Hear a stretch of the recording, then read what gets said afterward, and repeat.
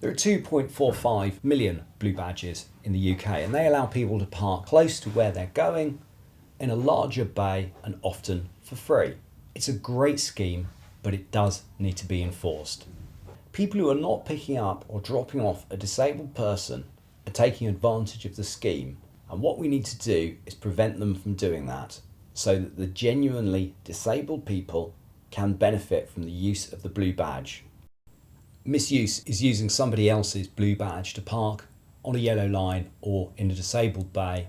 I'm afraid people target disabled people's cars and actually steal their blue badges. They'll then use a stolen badge, or they'll sell that stolen badge on, someone else will use it.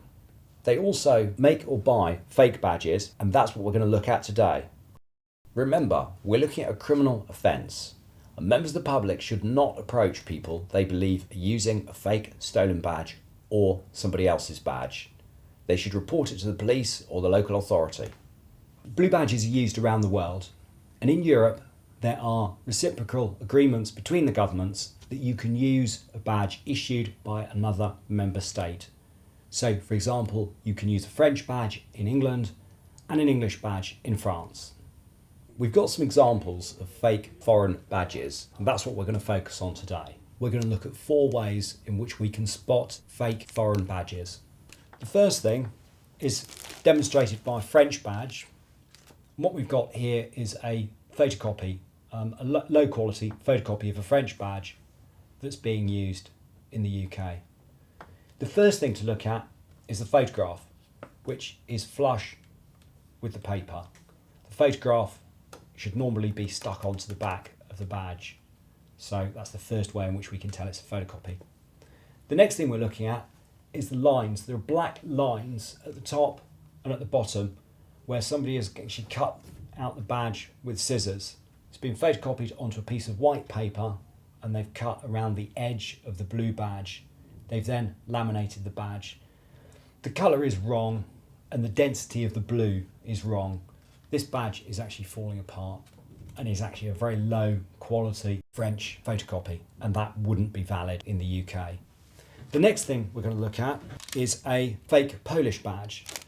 And what I want to draw to your attention here are the corners of the badge. The corners of a Polish badge should be rounded. Here we can see that these corners are square. If we look at another example, the person who's made this, which again is a photocopy of a Polish badge, has gone to some trouble to actually cut around the edges to try and make them look rounded.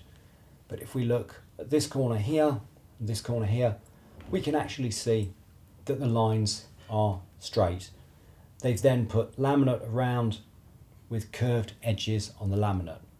So the first thing was a photocopy of a badge. The second thing are the corners of a Polish badge. If we look at these 2 badges, we'll see that the word president is spelt differently. On this one, P-R-E-Z-Y, and on this one, P-R-E-R-Z-Y. So this actually has a spelling mistake on it. This is a manufactured Polish fake badge.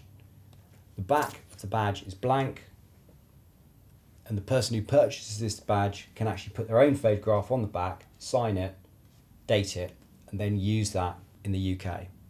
The fourth thing I want to look at is a very low quality Polish fake badge. The corners are wrong, the colour is wrong, the laminate is very poor, and what we can actually see here is that this is 2 photographs stuck together, and here we can read where it says Fujifilm. So again, that's fake. Use of that to get free parking is fraud, and people who do that will be arrested. We're looking at criminal offences. Under no circumstances should members of the public be approaching people who they believe are misusing blue badges, be they lost or stolen, or genuine but misused. Report it to the police or the local authority. They will carry out an investigation.